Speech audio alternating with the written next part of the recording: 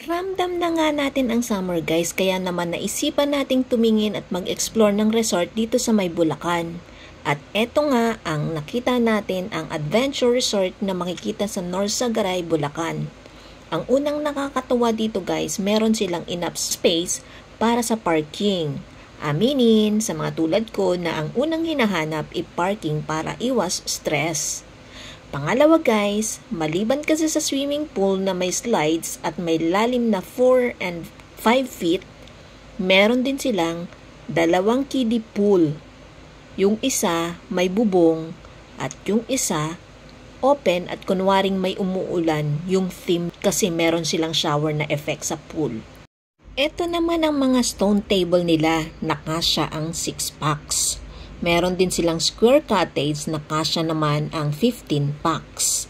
And meron sila, pag gusto nyo marami, meron silang vegan na kasya naman ang 30 packs. At napaka-spacious nga itong adventure resort guys, kasi maliban sa swimming pool, meron din silang attractions dito. At isa sa mga dinarayo dito ay yung Eiffel Tower nila.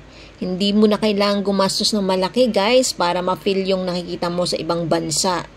Tulad ng Eiffel Tower ng Paris, France, Statue of Liberty in New York City, USA, Golden Gate Bridge in San Francisco, California, at marami pang iba. Merong small version at saka merong big version ng Eiffel Tower. Ang ganda niyan tingnan sa araw guys at mas magandang tingnan sa gabi. Kaya iba talaga yung ambience sa gabi at saka iba naman ang ambience sa araw. So eto yung makikita mo pag gabi guys, may ilaw siya. So ayan, ang ganda niya, di ba? Tapos sa araw naman guys, pwede kayong umakyat dyan hanggang sa pinakatuktok niyan. And safe itong Eiffel Tower nila guys kasi meron siyang harang. Ayan, kung makikita nyo, may harang yung hagdan. So, kung sakaling madapa kayo dyan, hindi kayo agad-agad mahuhulog kasi may harang siya. So, since takot tayo guys sa heights, ayan siya. Nasa second level lang tayo guys. So, iyan yung makikita nyo kapag umakyat kayo sa second level ng tower. Overlooking talaga siya guys. Kaso lang, dahil hindi natin maakyat hanggang tuktok guys, dahil dun sa tuktok guys, ang hangin niya na. Diyan nga sa second level guys, ang hangin niya na eh.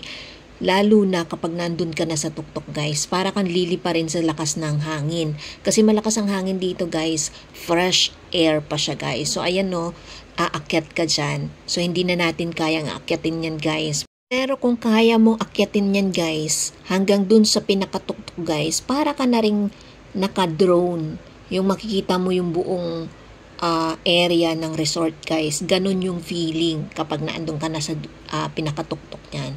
Eto nga guys, may nakita ako ditong bahay na may swimming pool. Part pa rin to ng adventure resort. Hindi ko lang alam, hindi ko lang na-confirm kung pwede ba yung rentahan na private, parang ganun guys. Pwede kayong magstay dyan ng overnight. Nasa inyo lang yung pool na may sarili kayong bahay. At eto yung nasa paligid niya guys. Marami kang makikitang malalaking puno pa talaga guys. Kaya ang sarap ng hangin dito. At eto nga guys, may nakita tayo sa bandang likuran ng resort. Meron naman silang daanan yan mula sa swimming pool papunta sa likod. Eto yung lagoon. Na feeling ko guys, dati ito, ginagamit to as floating restaurant. Pero hindi ko yan na-confirm guys. Feeling ko lang kasi ito yung nakita ko. Parang ang ganda niya sana guys, no? Kaso lang hindi na maintain, so hindi na ginagamit. Hanggang dito na lang guys. At sa mga nagtatanong ng rate, ito yung mga rate nila guys. Thank you so much. Bye!